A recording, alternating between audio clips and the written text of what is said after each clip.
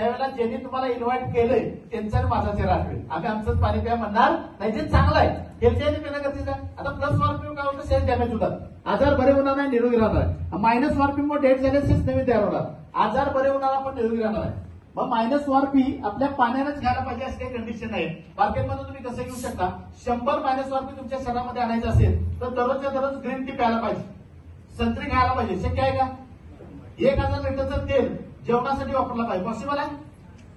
इथं म्हणा 140 झाल्यावर खारवळ झाला आणि 1000 रुपये लिटरचं पॉसिबल आहे का? हॅलो, नाही ना पॉसिबल. मग पाणी बदलू शकता का तुम्ही?